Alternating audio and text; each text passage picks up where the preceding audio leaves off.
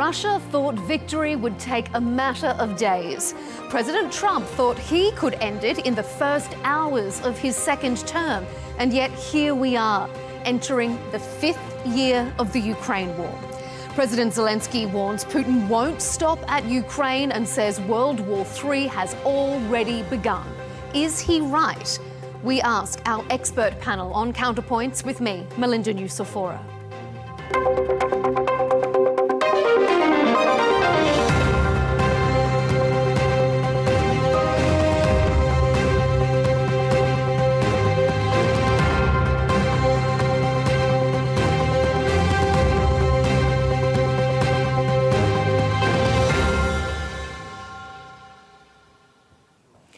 Russia denies Ukraine is a real country and regularly dismissed it as having no unifying identity. So imagine Moscow's surprise when this artificial state rose up to stage a blistering national defence back in 2022. And they're still fighting. But to what end? This was the state of play in January 2024. The parts of Ukraine that you can see shaded in red were under Russian control.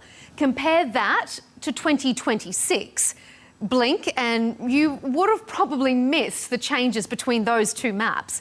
Data analysis suggests Russia is advancing between 15 to 70 metres per day only in their most successful campaigns, and slower or not at all in others. In the face of such staunch defence, Ukraine is asking why it should capitulate and hand over the remaining parts of Donbass as Moscow and Washington are pushing it to. President Zelenskyy says World War III is already underway. Many European allies tend to agree. Wird seinen Feldzug. Putin will not end his campaign, even if Ukraine gives up and surrenders. We hear the threats, we see the provocation in the Baltic states, the hybrid attacks everywhere in Europe. Coming up, we'll debate if we're really in the midst of World War III. Another round of peace talks have come and gone without a breakthrough. Is the US putting unfair pressure on Ukraine? And we'll ask our panel to reflect on how the geopolitical landscape has changed since 2022.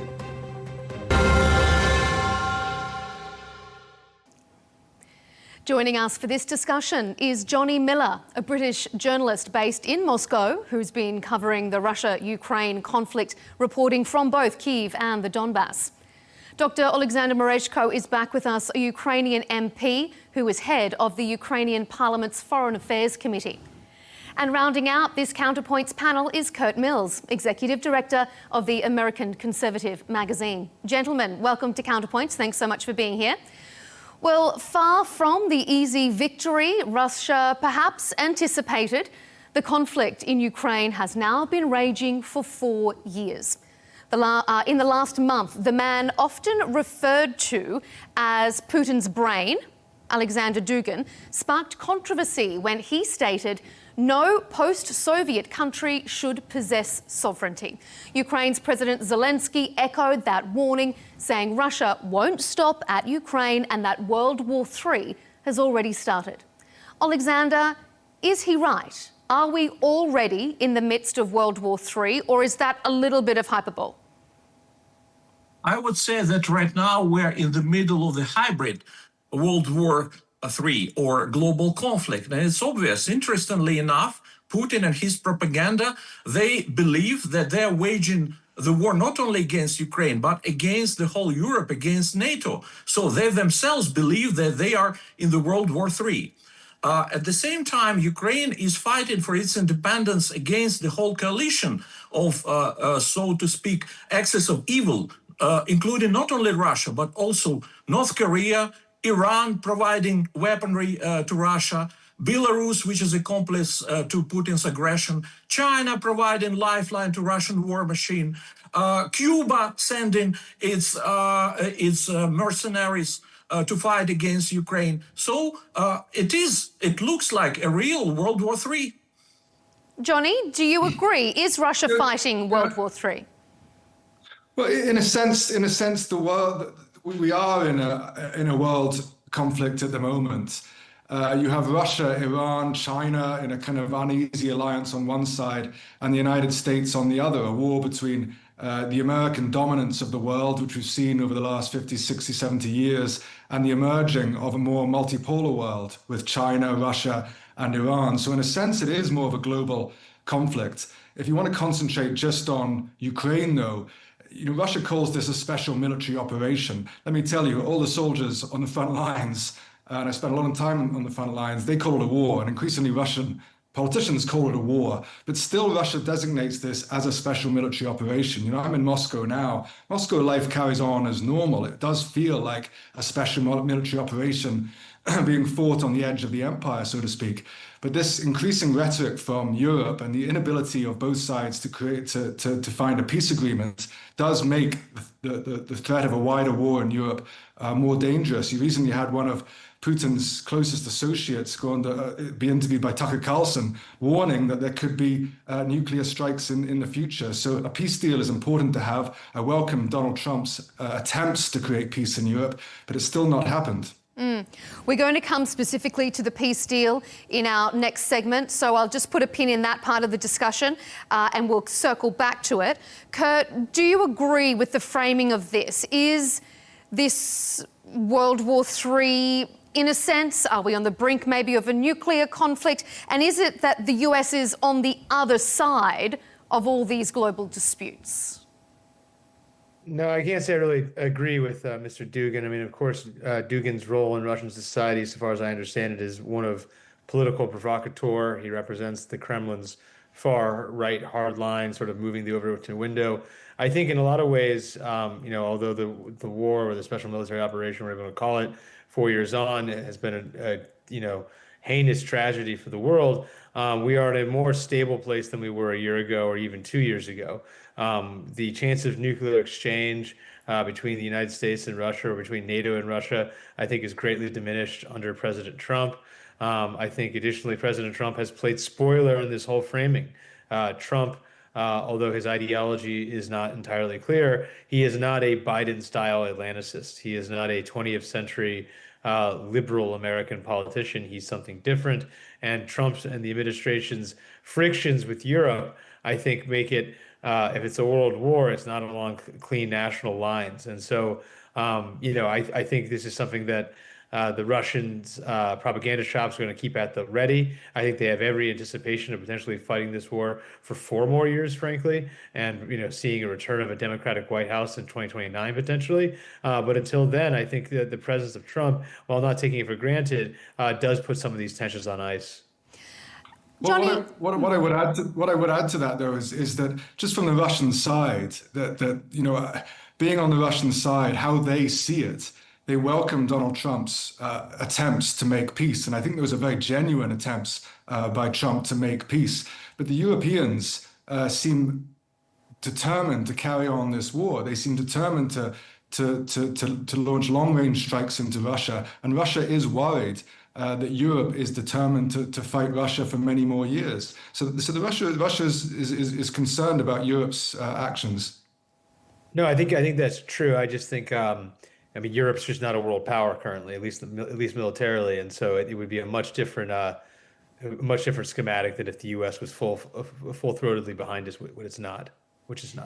I want to bring Oleksandr into that because, I mean, if you're listening to what Johnny's saying there, it's that Russia and the US want peace, but it's Europe that is prolonging this conflict. Oleksandr, how do you see that? This is absolutely ridiculous and absurd, because Europe is relatively weak because it's not united. The thing is that Putin, Russia, they hate the United States. They want to undermine the United States as a leader of the free world. And Europe is only helping Ukraine to survive. And initially, Europe was very reluctant. I'm not talking about the whole Europe, but some countries. They were very reluctant to provide us with the necessary equipment and necessary weaponry. But Europe understands one thing, that this is the war of aggression. And Putin, Russia, they want to destroy us as a country. Putin is absolutely not interested in any kind of peace. He wants to destroy us, to subjugate us. And Europe, for moral reasons, for international legal reasons, cannot just stay aside and see how Russia, in a ruthless way, is killing Ukrainian people, how Russia is bombing us, including Kyiv and other cities, and killing children, women, civilian population. Europe cannot just watch. And that's why they're trying, sometimes reluctantly, to help us to survive. That's why it's absurd to say that Europe wants this war to drag on. Russia wants to destroy us, to kill us. This is the reason, this is the root cause of this war.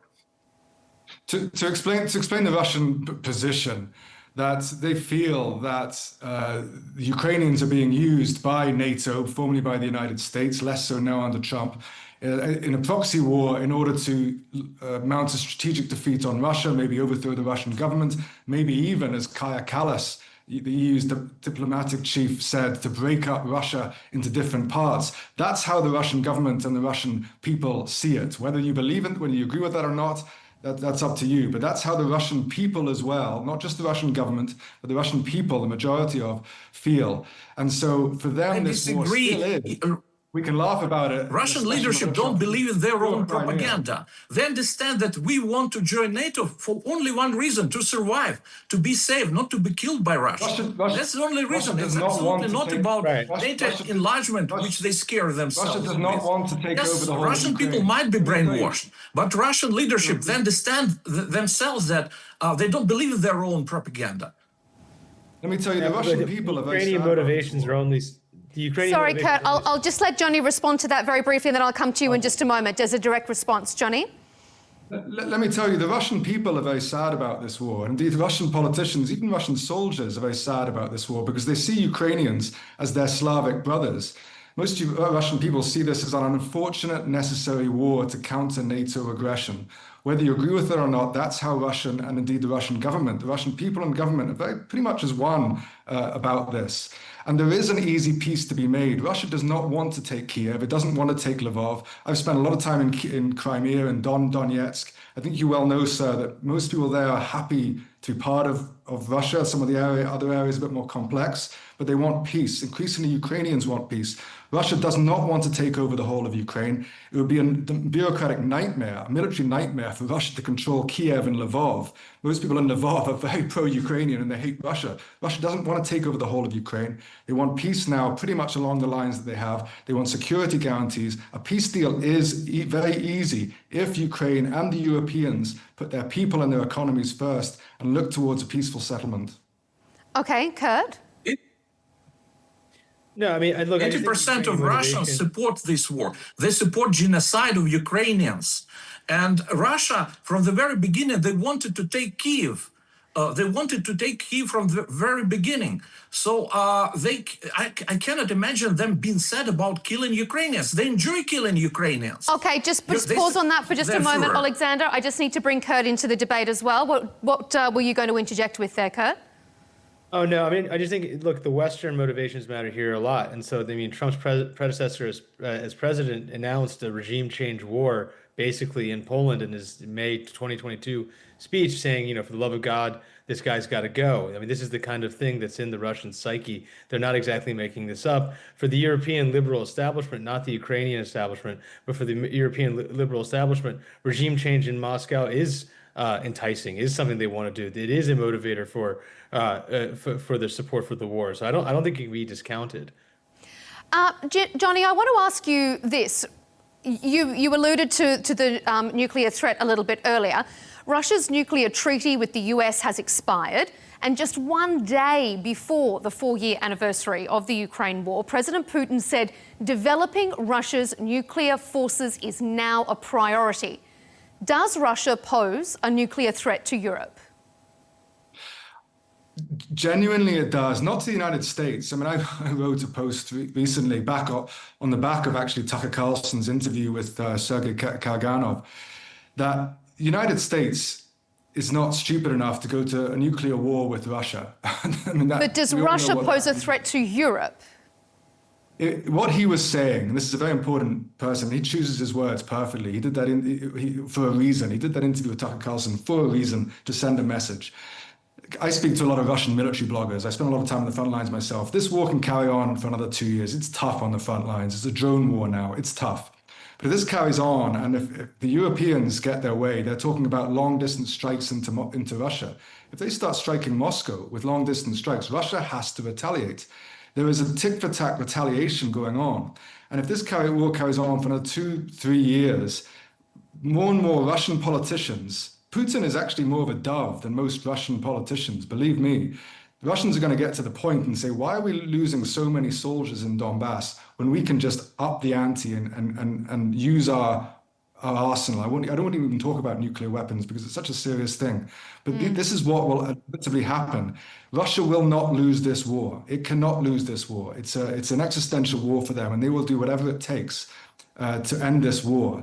So that's the argument now, especially for the gentleman on your show today, that we could be on this TV show in another year's time, having the same debate, but the negotiating position of Ukraine will be even worse, and we're having the same discussion. But yes, there is a very, very real threat of this escalating out of control. I think Trump realizes that. I think the Europeans are still living in their denial and their delusions. They've believed their own propaganda that Russian economy will collapse, the Russian army is weak, and they're believing all this for the last 3-4 years. And they need to get out of this fantasy and start living in reality. Oleksandr, what do you think? Do you feel a direct threat from Russia in a nuclear sense? And do you think that we could be here in 1 year's time because Russia existentially cannot lose this war? Well, first of all, Putin is a nuclear terrorist. He's been blackmailing many times the whole world, threatening to use, or hinting at least, maybe not directly using Medvedev, and hinting that he can use nuclear weapons. But it's not more than a blackmail. Yes, he's a bully, schoolyard bully, but he's a coward. He has no guts. He was told by his friend Xi Jinping to shut up and not to use this nuclear blackmail. After that, he became more careful using his words. But in reality, it's nothing more than a blackmail on the part of Putin. We shouldn't fall for this manipulation and for this trap. Putin is afraid to use nuclear weapons. Let's look at the peace discussions in greater focus here. There have been numerous rounds of peace talks over these past 4 years, all of them unsuccessful. While the US keeps saying a deal is close, it never materialises. The major sticking point now appears to be territory. Russia wants all of Donbass, even the parts it doesn't currently control, and the US thinks Ukraine should hand it over. Ahead of the latest round of talks in Geneva, President Trump had this to say on Air Force One. Take a listen. Well, they're big talks. It's going to be very easy. I mean, look, so far, Ukraine better come to the table fast. That's all I'm telling you. Audio is a little bit hard to hear there amongst the plane noise, but Ukraine better come to the table fast. Curt, what do you think? Zelenskyy says the US is putting unfair or disproportionate pressure on Ukraine. Is it? Is the US being a fair mediator? I mean, I think generally speaking, I mean, Ukraine is welcome to negotiate on its own accord, but they're basically a protectorate of the United States and the West. And so there are conditions if they want continual US military and diplomatic support. I will say this for, the Russian demands of territory they haven't conquered is, a little bit curious, but I think there's an expectation that their conquest of them are inevitable if this war unfortunately drags on, which I think it will. I think for Trump, what you hear there is a default sympathy for ending the war and a default, directionality towards the Russian point of view, perhaps way more than most American mainstream politicians. But what is a major stumbling block is that Trump is an underratedly agreeable personality. And it doesn't seem likely, heading into 15 months of the Trump administration at this point, we're 14 months of the Trump administration at this point, that Trump is just going to bail on Zelenskyy. He hasn't shown really the gumption to do that. If he was going to do that, I think when you saw the sort of great showdown between VP Vance and the Ukrainian president last year, meanwhile the war drags on, and so I think base case Trump is going to sort of gesticulate or genuflect towards the Russian position, but he's not going to completely cut bait on the Ukrainians, and so we're just mired in this morass. Well, what I'd add to that is that the British and European position, basically the British, French, German position, seems to be just to carry on the war for another 3 years. We had Zelenskyy reported in the American press telling his advisors that we need to prepare for the next 3 years. The European plan, particularly the British have been more involved than anybody on the ground in Ukraine. It seems to be just to wait it out for another 3 years. Maybe after Trump, we can have a Biden-esque American president and we can get back to normal. And at the same time, we can hope that the Russian economy will collapse or there'll be some coup or something we don't know, and just to carry on as we go and hope for the best. In my view, this war has caused so much damage to the British and European economies that we need to end it now and improve relations with Russia. Trump represents a new way of thinking. Trump has recognized that the world has changed. You hear that from Rubio. The world has changed. We now have new centers of power, Russia, China, and America is trying to dominate its own hemisphere. Europeans are still stuck in this globalist mindset of the West is one and we can carry on. But Trump has moved on from that. Oleksandr, what do you think? I mean, do you think that President Trump is putting disproportionate pressure on Ukraine? I mean, does President Zelenskyy need to make a pretty undesirable concession here? Yeah, situation is very simple. We have the crime of aggression, we have the perpetrator, the aggressor state, which is Russia, and we have the victim of the aggression. And it's absolutely unfair and ridiculous when you're trying to put pressure on the victim and to make it territorial concessions. It reminds Munich 1938. Mankind has already made this mistake. I hope it will not happen. The only reason why the war continues is because Putin doesn't want to stop the aggression. He understands that in case if he stops the aggression, he might lose power because the war against Ukraine is a big distractor for Russian population. And it's the only source of his legitimacy and staying power. If there will be no war, Russian population immediately will start paying attention to internal social, economic problems, and they will be very unhappy with their Führer. That's why he continues to wage a war. The only reason of the war is Russian support. Russian support of this genocide against Ukrainian people. I'm sorry, but I say this just so we can all stay in reality. My interest first and foremost is the British and the European economies. That's what I care about most. But let's stay in reality here. The Russian government has a huge support. Vladimir Putin is very popular in Russia. His approval rating has always been around 60 and 80%. Why? Because over the last 20, 25 years, Russia has done very, very well. So most Russians people I speak to, what do you think of Vladimir Putin? They shrug and say, he's done a good job. So it's not because what the gentleman said there is that Putin's relying on the war. Not at all. Russians overwhelmingly, the government has support from the people. That's just the reality. We do see, though, Johnny, that people who oppose Putin tend to end up in prison. So wouldn't they say that to you, that they support him for fear of saying otherwise? Let me tell you, you go to coffee shops and bars in Russia, I've heard a lot of criticism of the Russian government, particularly in Moscow. I've been in police states. I won't mention which countries, but I've been in real police states where people are scared to speak. Russia is not like that. I've had plenty of criticism. You can say whatever you want, but I live near the Kremlin. I can't go there and hold up a sign saying, I support Zelenskyy. Yes, I will be arrested. And some journalists have been arrested for opposing the war. I'm under political asylum in Russia because I've opposed the war and I fear the British government. There's oppression on all sides in all governments around the world. So there is oppression in Russia, absolutely. But I'm just doing my job as a foreign reporter to tell you that the Russian government is it's popular amongst the Russian people. And the Russian government and the Russian people want the war to end.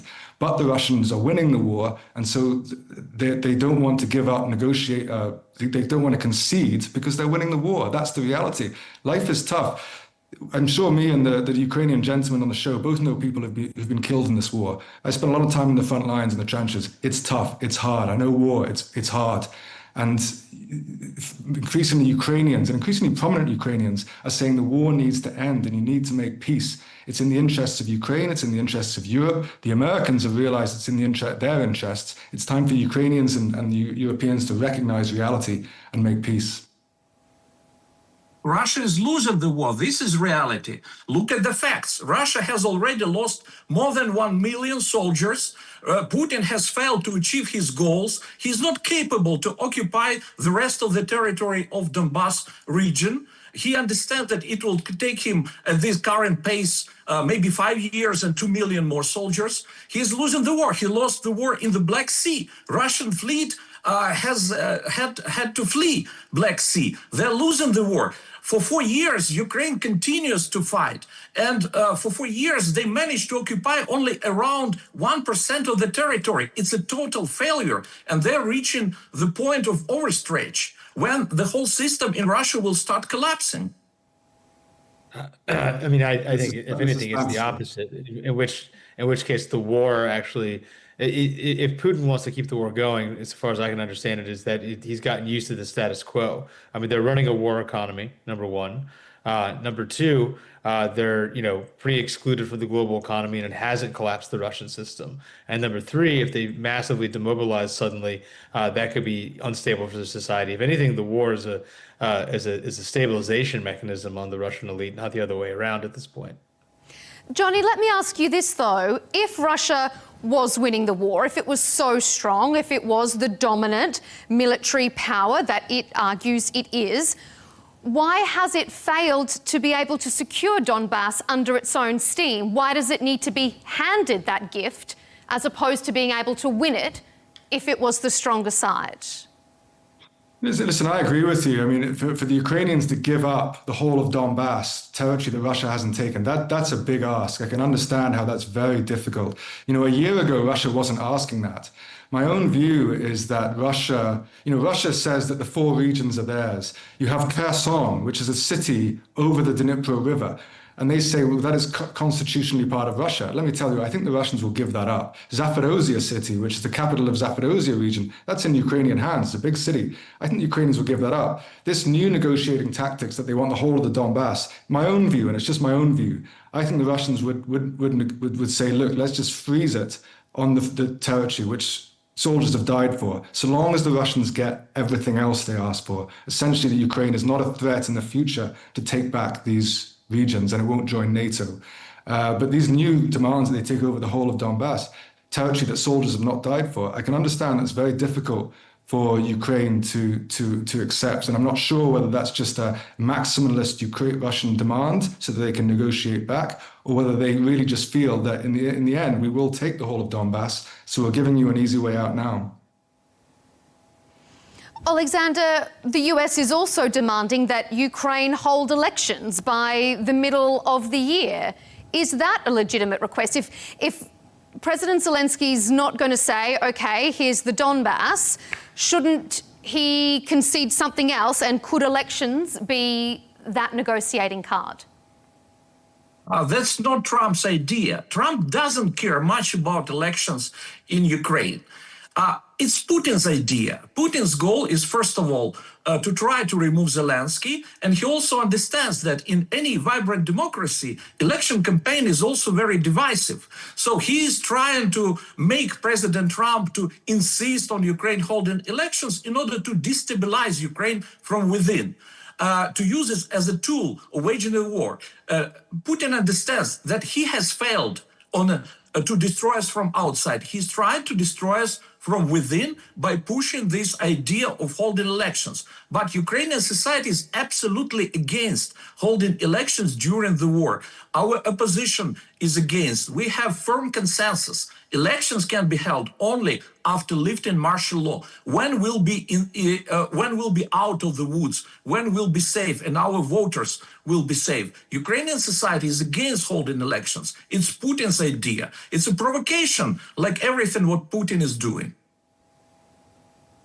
Curt, do you think it is a provocation? Do you think that it would give President Zelenskyy more legitimacy with the Trump administration when it comes to the negotiating table? Yeah, I mean, of course. What are we fighting for over here? Are we fighting for NATO's territorial expansion for its own sake? Are we fighting for ideals? I mean, the Ukrainian leadership has lost the plot here. I mean, we're supposed to be defending the democratic West, that they've suspended elections. It just doesn't really pass the laugh test of the man on the street in the U.S. And, you know, look, this is an administration that plainly at the upper echelons doesn't believe in the war. And I think the Ukrainians, if I were in their position, would try to do everything they can to try to, make their perspective heard in the Trump administration. This seems like a fairly, I don't say easy, but manageable olive branch to extend.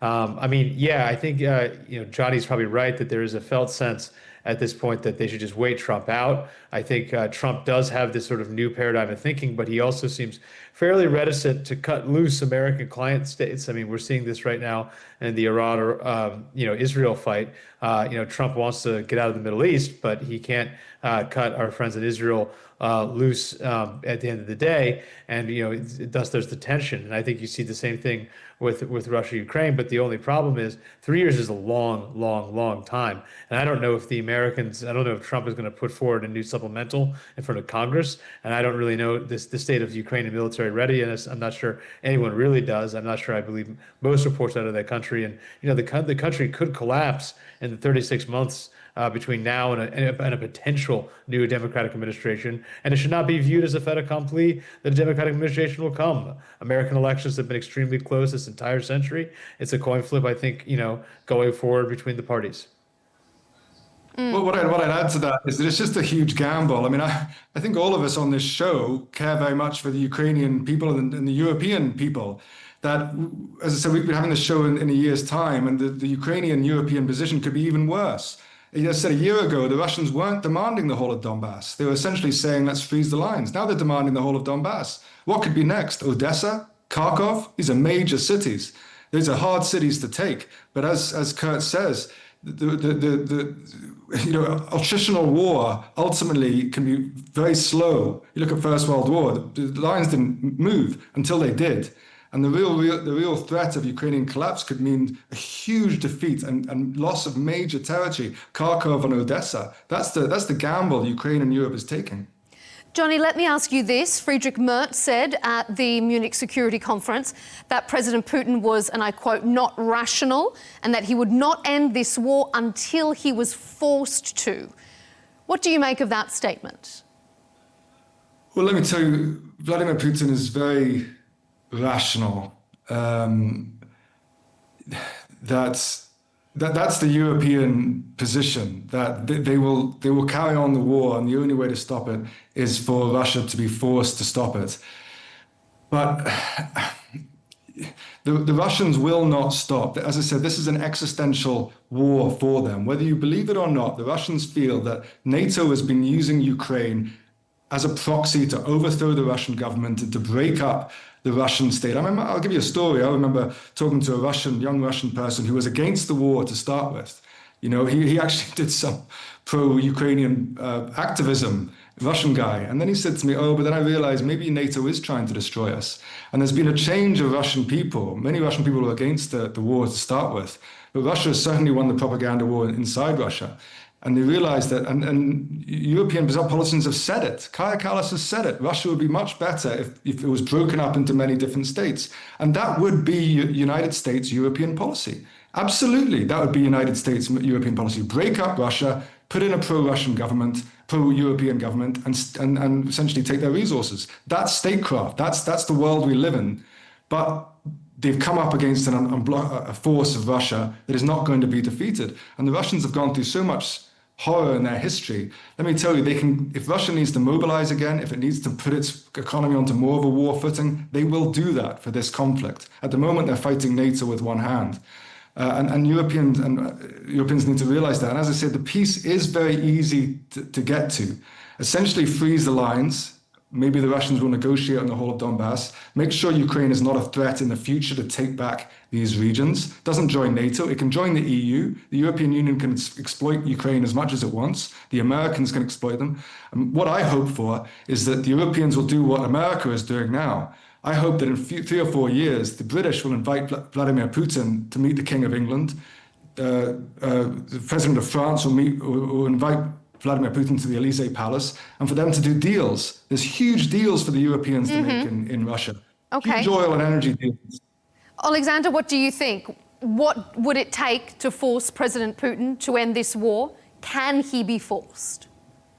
Yeah, he can be forced and he will be stopped. But to do that, we need to do several things. First of all, to provide Ukraine with all necessary sophisticated weaponry, which allows us to defend ourselves, including air defense systems, and also to deliver deep strikes to destroy legitimate military targets in Russia. Second, to deprive Russia of oil revenues, because Putin will continue the war until he runs out of money.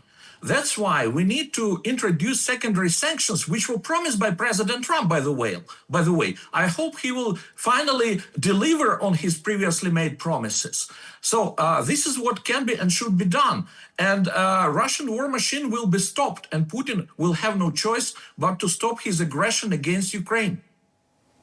I mean, respectfully, I mean, look, imagine telling this to an American audience who has voted repeatedly for at least since 2008 against endless wars and U.S. military overstretch. You're proposing the following: basically a blank check militarily, whatever the U.S.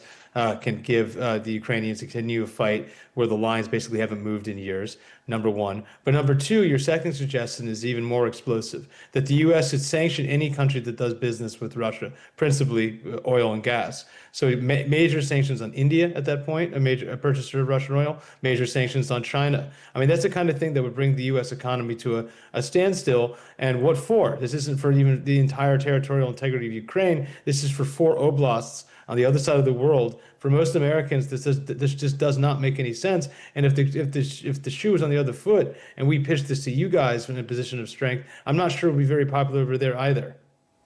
Oleksandr? Well, yeah, first of all, according to the New York Times articles and some estimates published in the New York Times, 80 or 90% of American military aid would never leave the territory of the United States in terms of money, of course. So it was a win-win situation for American military-industrial complex and in the final analysis for U.S. economy and also for Ukraine. Second, President Trump himself promised to impose sanctions on India and China in terms of buying in huge quantities of Russian oil and gas. It was his promise. It was his idea, by the way. He promises a lot of things. A lot of them are contradictory. But India and China. You want us to sanction? We basically want to cut off trade with India and China just for these 4 oblasts. No, we are talking only about those companies which buy Russian oil and gas and thereby are feeding Russian war machine. Okay, I'm going to move us on to our final segment because we're almost out of time.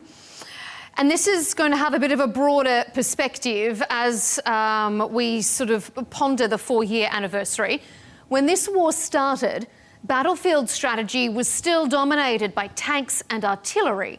4 years on, it's much more preoccupied with things like drones and other high-tech methods of warfare. President Trump's return to the White House has also seen a marked shift in terms of US policy and, some would say, has shaken the transatlantic alliance to its core. Under President Biden, the US commitment to Ukraine was ironclad. Under President Trump, it's often looked shaky, if non-existent. Johnny, let's put it to you first. Has Russia been, if I can put it so bluntly, been the biggest winner from this war? Is Russia stronger or weaker than it was on the global stage 4 years ago? It's a good question. I mean, first of all, a lot of Russian soldiers have died. You don't really feel it in Moscow, but you do feel it in the countryside. You know, I spent a lot of time in war, so that's my first thought when you ask that question. A lot of Ukrainians and a lot of Russian people have died because of this war, but the Russian economy is very strong. There are problems with inflation, but the Russian economy is very strong, and ultimately, the NATO has failed in this war. You know, there's a couple of years ago now, I think, when I held my head in my hands when I heard it was the time Jens Stoltenberg, the head of NATO, said that if a defeat in Ukraine would be a defeat for NATO. And I thought, what are you saying? Because Russia ultimately will prevail in this war. And you're essentially saying that NATO is going to lose this war. What are you doing? Why are you saying that? And so in that sense, Russia, by prevailing, it will be an ugly victory in the end, and I hope Ukraine makes peace soon. Russia has prevailed. And as I said, you started this show by saying, is this a world war? In a sense, it is, that you have now this, China is no longer rising, it has risen. The Trump administration has recognized that. Russia is resurgent.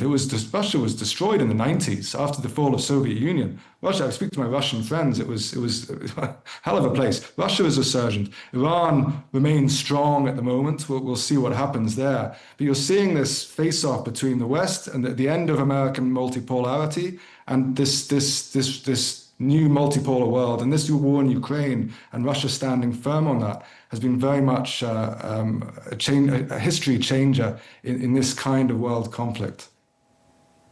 Curt, I'm going to put it to you as well. Is Russia stronger or weaker 4 years on? I think it's about the same, but it's a much different context of power. So the Russians have isolated themselves from the world, and they have built an elite that is probably more insular and committed to Putin's project. The term that I've heard some Russians use is a voluntary society. The people that are there want to be there. I mean, of course, hundreds of thousands of people fled during the partial mobilization. And so in theory, if you're there, you're a de facto vote for the Putin approach. And from Putin's perspective, that might suit him just fine. It is definitely weaker in the sense of integration with Europe, integration, for a lot of these oligarchs being able to vacation wherever they want. And additionally, they have gained very little territory for an enormous price. So it's a real mixed bag. But I think at the end of the day, the Russian state has survived the war. And, it's throughout the long, fascinating, beautiful, and tormented history of the Russian state, survival is so much is always so much part of the game, and they've clearly done that. Oleksandr, round us out as we wrap up the show. Is Russia stronger or weaker? And Ukraine itself, is it emboldened, or is Ukraine suffering under the pressure 4 years on? We are defiant, and we are continuing to fight, and will continue to fight no matter what it takes. As for Russia, look at the facts. On the surface, Russia might pretend to be strong and solid, but in reality, deep down, it's rotten to the core. Excellent example of Prigozhin's mutiny. The guy took several big Russian cities without a single shot, because no one wants to die for Putin as a dictator. Russia has lost its status of great power. It's not capable to win a war in Ukraine. Strategically, it has already been defeated. And Russia, right now, it's a junior partner of China. It's turning very quickly into China's vassal or even economic colony. So soon we'll be talking about Russia as China's proxy. It has definitely lost, and it has become much weaker. And history will repeat itself. In a few years, we will see collapse of Russia. Well, let's hope that, as some of our panellists have predicted, we aren't here on the 5th anniversary debating this same topic. It's been a pleasure to have such diverse opinions here on Counterpoints. Johnny Miller, Moscow-based British journalist, thank you for being here. Dr. Oleksandr Merezhko, Ukrainian MP, and Curt Mills, Executive Director of the American Conservative magazine. Thank you to all of you for your illuminating perspectives. We appreciate your time on Counterpoints.